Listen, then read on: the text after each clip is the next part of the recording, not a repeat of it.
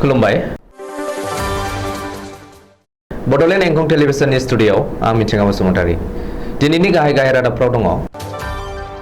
कारिगावआव दुलाराय गुदि बाथौ आफादनि गुदि बाथौ खेराइ बिजिरसंसालि कमप्लेक्सनि खुन्थियाखौ गायसंबाय गिबि मन्थ्रिया डाइरेक्ट रिक्रुटमेन्टखौ लाना आसाम सोरखारनि सेक्रेटारिफोरजों सावरायदों बरमा गुदि देहा फाहामसालिनि डाक्टर प्रणब शर्माया रां लानायनि अजद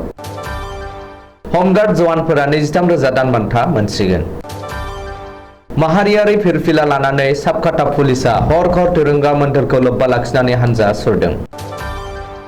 धेमाजिनि मुरखं सेलेगाव हर दोरोंगानि हानजा सुरनाय हाबाफारि बाक्सानि सालबारि फरायसालिमायाव रेबगन थान्दै खातेन्द्र सरगयारि गोसोखां थुनलाइयारि सावरायमेल सोनाब बंग'आव अट' आरो बासजों सौग्रावनायाव सा 9 नि जिउ खहा बिजनियाव बिटिआर गोरोबथानि 6.3 दफानि सायाव एबसु आरो बर' थुनलाइ आफादनि सांग्रांथि मेल दानिया फैदो आबुं रादाब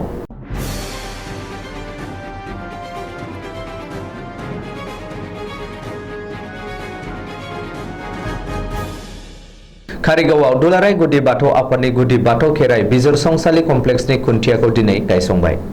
बिटिआरनि गाहाय प्रमद बर'आ दिनै क'क्राझार जिल्लानि बेन्दोङाव थानाय कारिगावआव गोदानै लुफुंनो लानाय दुलाराय गुदि बाथौ आफादनि गुदि बाथौ खेराइ बिजिरसंसालि कमप्लेक्सनि गिबिसिन खुन्थियाखौ गायसंजेनबाय दुलाराय गुदि बाथौ आफादनि गुदि बाथौ खेराइ बिजिरसंसालि कमप्लेक्सनि खुन्थिया गायसंनाय हाबाफारियाव बिटिआरनि गाहाय प्रमद बर'जों लोगोसे सानजा क'क्राझार बियाबनि एमएलए लरेन्स इस्लारि बिटिआरनि मावफुं सोद्रोमा उकिस मुसाहारि एमसिएलए माधव सेत्री आरो बाथौ गौथुमनि दैदेनगिरिफोर आरो ओनसोलनि गोबां सुबुंफोरा बाहागो लायो बबेखानि दिनै कारिगावआव दुलाराय गुदि बाथौ आफादनि गुदि बाथौ खेराइ बिजिरसंसालि कमप्लेक्सनि खुन्थिया गायसंनाय हाबाफारिखौ लोब्बा लाना मोनसे गेवलां मेलबो लानाय जायो बे गेवलां मेलाव गुदि बाथौ धोरोम आफादनि दैदेनगिरि सोद्रोमाफोरजों लोगोसे ओनसोलनि मेलेमजिबि सुबुंफोर आरो बाथौ धोरोम सिबियारि रायजो राजाफोरा बाहागो लायो मख'नो गोनांदि कारिगावआव गोदानै लुफुंनो लानाय दुलाराय गुदि बाथौ आफादनि गुदि बाथौ खेराइ बिजिरसंसालि कमप्लेक्सआ आबुं जायोब्ला बे ओनसोलनि रायजो राजाफोरनि गोबाव समनि दाबिखौ आबुं खालामगोन होननानै प्रमद बर'आ गावनि अफिसियेल फेसबुक पेजआव लिरदों आसाम सोरखारा 1 लाख साख्रियाव थिसननायनि थांखि फोसावनाय डाइरेक्ट रिक्रुटमेन्टनि सायख' आनजादनि एडमिट कार्डखौ फोसावबाय बेनि उनावनो गिबि मन्थ्रि डक्टर हिमन्त बिश्व शर्माया दिनै दिसपुरनि जनता भवनाव आसाम सोरखारनि सिनियर सेक्रेटारिफोरजों लोगोसे डाइरेक्ट रिक्रुटमेन्टनि बागै गुवारै सावरायदों मिथिनो हानाय बायदिब्ला गिबि मन्थ्रिया दिनै आसाम सोरखारनि सेक्रेटारिफोरजों लोगोसे डाइरेक्ट रिक्रुटमेन्टनि खुंजानो गोनां सायख' आनजाद आरो बेनि लाहार फाहार खालामनायनि बागै जनता भवनाव गुवारै सावरायनाय जायो बे सावरायनायनि गेजेरजों गिबि मन्थ्रि डक्टर हिमन्त बिश्व शर्माया डाइरेक्ट रिक्रुटमेन्टनि सायख' आनजादफोरखौ गोग्गो आरो थि रोखोमै खुंनो थाखाय बिथोन होयो होननानै मिथिनो हादों बबेखानि सायख' आनजाद खुंनायाव जाहाथे जेबो रोखोमनि थालाङा आरो आयेन बेरेखा हाबा जाया बेजों लोगोसेनो सायख' आनजाद खुंनायनि बेलायाव थानाय माखासे प्राइभेसिफोरखौ थियै लाखिनो थाखायबो गिबि मन्थ्रि डक्टर हिमन्त बिश्व शर्माया गोजौ थाखोनि मावख'गिरिफोरखौ बिथोन होयो होननानै मिथिनो हादों बे सावराय जथुमाव गिबि मन्थ्रिजों लोगोसे आसामनि डिजिपि भास्कर ज्योति महन्त आसाम सोरखारनि सेक्रेटारिफोर आरो गोजौ थाखोनि मावख'गिरिफोरा बाहागो लादोंमोन बाक्सा जिल्लानि बेन्दोङाव थानाय बरमा गुदि देहा फाहामसालिनि डाक्टर प्रणब शर्माया रां लानायनि गोख्रों अजद थिखांदों फिटनेस सार्टिफिकेटनि मुङाव रां लादों बरमा गुदि देहा फाहामसालिनि डाक्टर प्रणब शर्माया अजद थिखांनाय बायदिब्ला बरमा साखाथिनि अबिनाश बसुमतारी मुंनि सासे सुबुङा गावनि फिसाज्लानि फिटनेस सार्टिफिकेट लायनो थांनायाव देहा फाहामसालिनि डाक्टर प्रणब शर्माया 200 रां लादों मिथिनो हानाय बायदिब्ला अबिनाश बसुमतारीनि फिसाज्लाया सिआइटिआव मुं थिसननो थाखाय फिटनेस सार्टिफिकेटनि गोनां जादों बेनिखायनो अबिनाशआ बरमानि गुदि देहा फाहामसालियाव डाक्टारनो रां होना गावनि फिसाज्लानि थाखाय फिटनेस सार्टिफिकेट लाबोनो गोनां जायो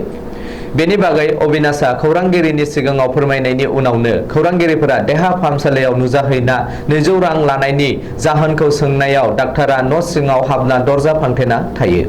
नाथाय उननि समाव गुबुन सासे देहा फाहामगिरिया 200 रांखौ दिहुनना हरफिनो होननानैबो सुलुङाव फोरमायथिदों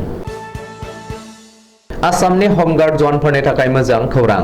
राज्योनि हमगार्ड जवानफोरा दानफायाव 23,000 रां दान बान्था मोनसिगोन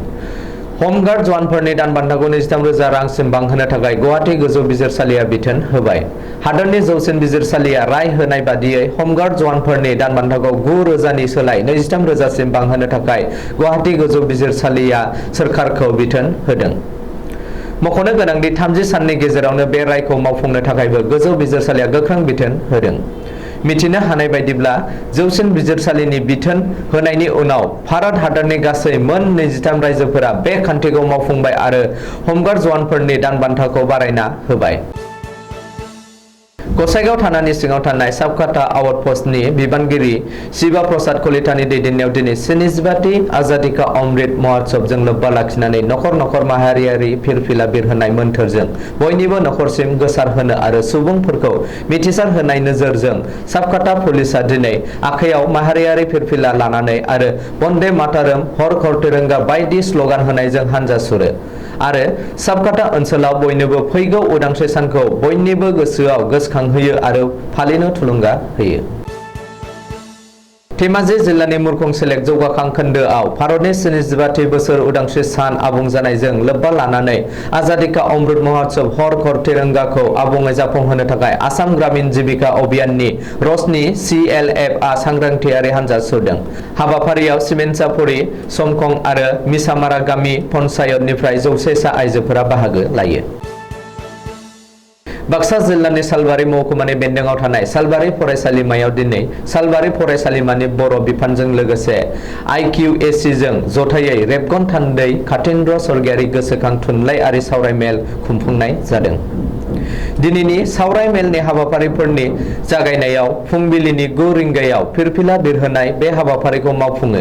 सालबारि फरायसालिमानि गोरायुं डक्टर जगत चन्द्र बसुमतारिया। फुंबिलिनि 9:30 रिंगायाव गोजोननि फारौ जरा बिरहोनाय बिरहोयो सालबारि फरायसालिमानिनो लेङाइ गोरायुं डक्टर दुलेन बसुमतारिया। 10 रिंगायाव गोथैसि बिबार बावनाय बे हाबाफारिखौ मावफुङो सालबारि फरायसालिमानि बर' बिफाननि गाहाय बिबुंगोरा चरण चन्द्र बसुमतारिया। बेनि उनाव 10:30 रिंगायाव रेजेंगा जानायनि उनावहाय 11 रिंगायाव रेबगन थान्दै कातीन्द्र स्वर्गियारि गोसोखां थुनलाइयारि सावरायमेल हाबाफारिया जागायो। बे हाबाफारियाव मासिगिरि महरै बाहागो लादों सालबारि फरायसालिमानि गोरायुं डक्टर जगत चन्द्र बसुमतारिया। गिबियावनो आलासि सिनायथि होयो। आलासि सिनायथि होनाय हाबाफारिखौ मावफुङो सालबारि फरायसालिमानि बर' बिफाननि लोगो बिबुंगोरा दुर्लभ कुमार बर'आ। आलासि सिनायथि होनाय जोबखांनायनि उनाव मेलनि थांखि बेखेवो। बे मेलनि थांखि बेखेवनाय हाबाफारियाव बेखेवगिरि महरै सालबारि फरायसालिमानि बर' बिफाननि गाहाय बिबुंगोरा चरण चन्द्र बसुमतारिया सावरायमेलखौ बेखेवनानै होयो। दिनैनि बे सावरायमेलाव गाहाय आलासि महरै बाहागो लाफैदों बर' थुनलाइ आफादनि मावफुं सोद्रोमा राजेन्द्र बसुमतारिया। जर'खा आलासि महरै दं सालबारि बर' थुनलाइ आफादनि आफादगिरि नेहाथारि आरो रांसार बान्था मोनगिरि निनगोमा स्वर्गियारि आरो लोगोसे बर' रेबग्रा जथुमनि लाइथुन सुजुगिरि कालीचरण उजिरमोनहा। बे मेलनि गेजेरजों गाहाय आलासि राजेन्द्र बसुमतारि आरो बर' रेबग्रा जथुमनि लाइथुन सुजुगिरि कालीचरण उजिरमोनहा बर' रेबग्रा थान्दै कातीन्द्र स्वर्गियारि गोसोखां थुनलाइयारि सावरायमेलाव बिथांनि जिउ जारिमिननि बागै फोरमायदों आरो बिथाङा बर' थुनलाइ मुलुगाव खन्थाइ, रायथाइ, सुंद' सल', सल'मा बायदि सोरजिनानै होलांनायनि माखासे बिहोमाफोरनि सायावबो सावरायदों आरो बिथाङा 2006 मायथाइयाव सानमोखाङारि लामाजों मुंनि सल'मा लिरनानै साहित्य एकाडेमि बान्था मोनदोंमोन होननानैबो मेलनि गेजेरजों फोरमायदों। मेलनि जोबनायथिं साबायखर बावनाय हाबाफारिनिबो लानाय जादों। बे हाबाफारिखौ मावफुङो सालबारि फरायसालिमानि बर' बिफाननि लोगो बिबुंगोरा फनिधर बर'आ। मेलनि जोबथारनायाव मासिगिरिया बिबुंथि लाखिनानै मेलखौ सिफायो। सोनाब बंगनि खोला बाहागो बिरभुम जिल्लायाव मंगलबारनि मोनाबिलि समाव खोला बेंगल स्टेट बासजों गंसे साखा खबथाम अट' गारिया मोखांजों मोखां सौग्रावलायनायाव गासै 9 अट'नि हान्थियारिफोरा जायगायावनो जिउ गोमादों। थैनायफोरनि गेजेराव गासै 9 आइजोफोर आरो सासे हौवा एबा अट' ड्राइभार होननानै सुलुङाव फोरमायदों। बिरभुम जिल्ला पुलिस एसपि नगेन्द्र नाथ त्रिपाठीआ फोरमायनाय बायदिब्ला नेशनेल हाइवे 60 जों बासआ दुर्गापुरनिफ्राय आरामबाग फारसे फैगासिनो दंमोन। बे समावनो रामपुर हाटनि साखाथि माल्लापुराव जायगानि गंसे अट' रिक्सा आरो बासनि गेजेराव जाब्रबथाया जादोंमोन। गासै 9 आइजोफोरा माइ गायनानै दुब्लिनिफ्राय गंसे अट'जों न' फारसे फैफिननाय समाव बे दुखुनांथाव जाथाया जालाङो। गासैबो थैनाय गोथै सह'खौ पुलिसआ आरामबाग हस्पिटालाव लांनानै पस्टमर्टम खालामहैदों होननानै पुलिसनि सुलुङाव फोरमायदों। आसाम सोरखार केबिनेटनि लानाय थांखिनि सायाव गोजोनैनि जाहोनाव दुखु मोननानै दुलाराय बर' फरायसा आफाद आरो बर' थुनलाइ आफादा बुधबारखालि चिरां जिल्लानि बिजनी फरायसालिमानि बिरेन्द्र गिरि बसुमतारी नब्लाङाव मोनसे सांग्रांथि मेल खुंदों। बे सांग्रांथि मेलाव एबसुनि लेङाइ आफादगिरि खोरोमदाव औवारिया बाहागो लानानै नुजाथि फैनाय रायजो राजानि सिगाङाव फोरमायदों दि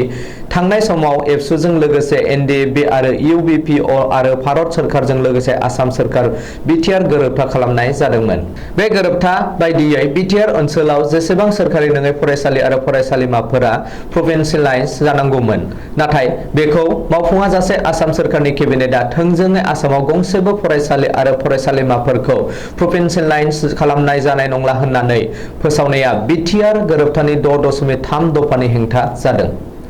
बेखायनो रायजो राजाया जाहाथे आसाम सोरखारनि केबिनेटआ लानाय थांखिनि बेरेखायै गसङो बेखौ खावलायदों। ओजोंहाय सोलोंथाइ बिफानाबो बिटिआरनि सोलोंथाइ डाइरेक्टरनो खौरांखौ हरग्रोनांगौमोन, नाथाय बेखौबो मावाखै। बे हाबाफारियाव बर' थुनलाइ आफादनि आफादगिरि थरेन बर', लेङाइ आफादगिरि रमिला इस्लारि, नेहाथारि जोंसार नार्जारि आरो बिजनी जिल्ला बर' थुनलाइ आफादनि आफादगिरि डक्टर गोगोम ब्रह्म कछारीमोनजों लोगोसे गासैबो बिबानगिरि आरो दालाइ गुदि आफादनि बिबानगिरिमोनहा बाहागो लादोंमोन। बेनि अनगायैबो बिजनी दख'रा दुलाराय बर' फरायसा आफादनि गासैबो बिबानगिरिमोनहाबो बाहागो लादोंमोन। दिनैनि रादाबा एसेनोसै, गोजोन्थों।